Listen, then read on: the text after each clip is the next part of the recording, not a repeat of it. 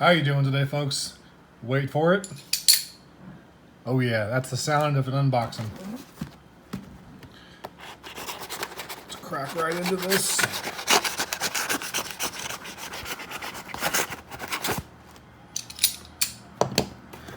Alright, this, as almost always, is a product from the secondary market.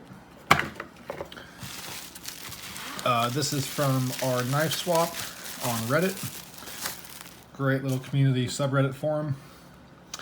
Alright, so today we have the Talwar from Cold Steel. This is a 4-inch CTS XHP blade. The extremely contoured, kind of sweeping G10 handle. Decent amount of texture here. Pocket clip, not deep carry or anything like that. You're looking at about that much sticking out. As you all know, I have some pretty big hands. This fits very comfortably. Cold Steel are meant for two kinds of people: mall ninjas and people with giant hands. So can't quite drop it down, but you can absolutely disengage the back lock, limp it, and close it one-handed. So that is the first one. Yeah, I'm a fan. I like this. Second one, we got the big dog. The Espada. Now, I don't think this is the Espada XL. Might be. From my understanding of the Espada XL, it's absolutely huge. It's pretty big. It's definitely a big, scary knife that I would not want to meet in a dark alley. Same thing as the other one, disengage the back lock, blade drops down. But that one you can just shake close and close completely one-handed. Has this nice polished G10. Not the most grippy thing in the world, but definitely works. This is a steel backspacer, which you can see my ginger head in there in the background behind this camera. Definitely has some scratches, but this has again been used. And I got this for a steal, so yeah, I'm not too upset about that. It does not flow through construction or anything like that, but it's still pretty easy to blow out. A couple of size comparisons. PM2. Much bigger than the PM2. This is definitely a big knife. Not a Espada XL, as far as I'm aware.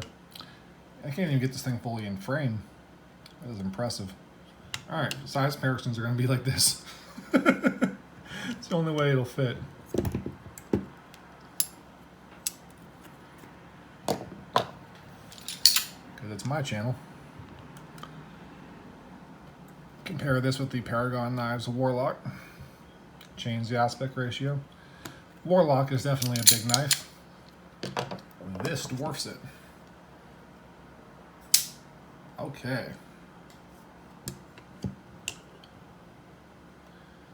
It is bigger than the heater.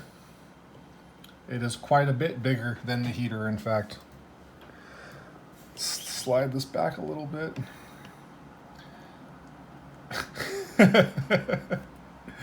The handle alone is bigger than the Todd heater knife.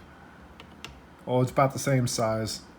Might be a little bit smaller. Yeah, it's a little bit smaller. This sweeping piece makes it kind of hard to judge. So this is butt to butt, but again, the handle it contours quite a bit and kind of swoops down. So it's not quite the best example, but there you go. So it is in competition with the heater. That is impressive. In case any of you have a doubt about my hand size, this thing is a beast to absolutely everyone, and this fits comfortably. Not too big. There's this little piece down here. I actually wish it was just a little bit bigger, because this way they have the swedge sitting here, my thumb, or my pinky just rests right on that, which is not comfortable, as you might imagine. And if I do like this, it's too cramped. So it's this weird combination. But overall, I do like it. This will get carried. I'll probably carry a secondary knife when I carry this, because if I pull this out, I'm probably going to scare some folks, and that's not my intention. So we're doing this a little backwards. Size comparison with the Talwar. Definitely bigger than the PM2. Yep, bigger than the PM2 for sure.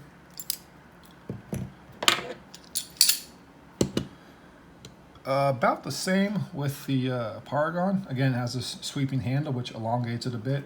So if this was straight, it'd be longer than a Paragon, but because it's not, they're about even. Paragon a little bit shorter, but not by much. Change the aspect ratio. The Paragon now looks longer, but it's not. It's just some good old trickery of the camera.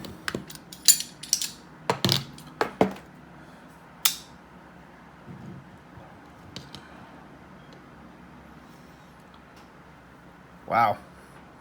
It is just about the exact same size as the heater. Not quite as fat, because the heater is an absolute gigantic titanium beast. So not quite there, but it's very close. That is impressive. Okay. That is definitely a big knife.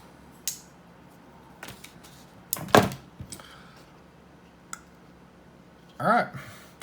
So once again, this is purchased through the secondary market. This just won't drop, but you can take it down and it latches in real good. Again, just a little bit of a push. Yeah. So with the secondary market, I strongly encourage everyone to require timestamps on markets like Facebook, some Discords, Instagram. A lot of people don't have timestamps. A lot of people get burned. You don't want to get burned. So again, just ask whoever you happen to be buying from, hey, can you please write down your username, the date, time if you're really paranoid, just to make sure it's actually there. A lot of times that will completely eliminate any sort of issues. If they're a scammer, they're not going to send you one, and if they're not, more often than not, they're just happy to make a sale, and doing a little bit of legwork isn't a problem. So timestamp should always be required. Again, protect yourself, be safe. PayPal goods and services is a godsend. Friends and family is always a risk. But once again, on my end anyways, very successful buy. These two pieces were $140 total. So considering this goes for about $80 to $100 by itself, and that's between 2 and 3 usually. That's a good deal. Now the Espada, you really can't open one-handed. Maybe with a little bit of practice you could. Supposedly this is a kind of like an Emerson Way feature on catching your pocket. Full disclosure, I've not tried it out yet. Again, this is an unboxing. You guys are seeing this for the first time, just like I am. So I'll definitely update in the future with it. Man, I can only imagine if this pocket sword auto deploys as you pull it out. That's going to be terrifying. That's not really what I'm going for. It's a little too Mall Ninja-ish for my uses, but anyways, that will definitely allow you to open it one-handed if that's what you're going for. Because two-handed, the D10 just a little too strong. You can get it, but you kind of have to slide up. So yeah, I started down here and then slowly worked my hand upward just to be able to fully get it out. But again, on the close, very smooth, very nice. Not completely fidget-friendly knife, but pretty damn close. So that's going to be it. As always, I love you all. Have a great day. Take care. Be nice to one another. Love one another. Accept one another as they are and as God intends us to be. Take care. Hey, so as I was uploading this video, a conversation sparked up with a buddy of mine about Lynn Thompson. Some things I didn't actually know about in terms of like trying to sue people for using the term San Mai, which is a very, very old term. Some other pretty, I guess, disrespectful, at best petty actions. Now, I don't condone things like that at all. Pretty much any sort of negativity or predatory behavior on my channel, as people know I don't really tolerate. That also being said, at the same time, you gotta think about it like this. Cold Steel is a company. Now, can you say with any type of certainty that every single person which works for Cold Steel is going to be a part of that predatory behavior? No, you can't. If Cold Steel were to dissolve right now, there would be tons of people without jobs, and honestly, the industry would be a lesser place without that sort of competition and extremism. Now, Lynn Thompson is a very extreme person. I've had the pleasure of meeting him twice. On both cases, he pulled out I think something like 10 gigantic knives from places I can't even imagine, because he wasn't really wearing baggy clothes. He just conceals things in crazy places. I don't know. Think of that what you will.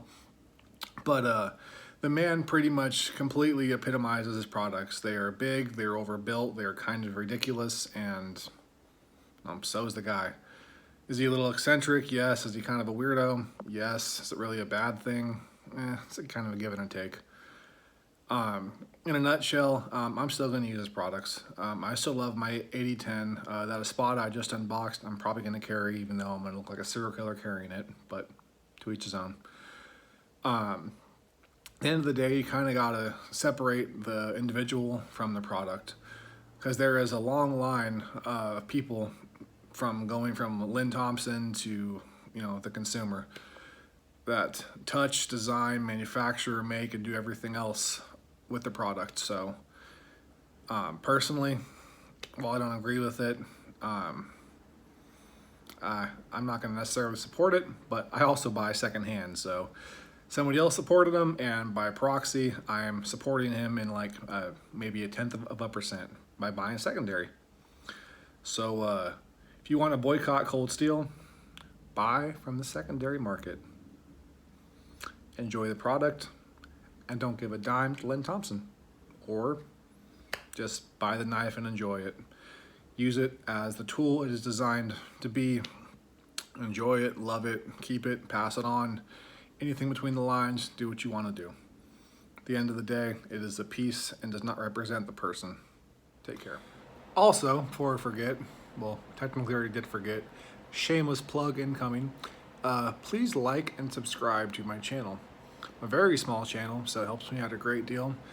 Feel free to comment below in the comment section. I'm very active in those comment sections. I will always respond to you. If I don't, something's probably wrong. If you liked anything you saw on any of these videos, feel free to hit me up on Instagram.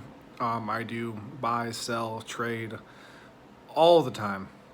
So almost everything you see on my channel at some point in time will be up for sale, for a giveaway, or trade or anything like that.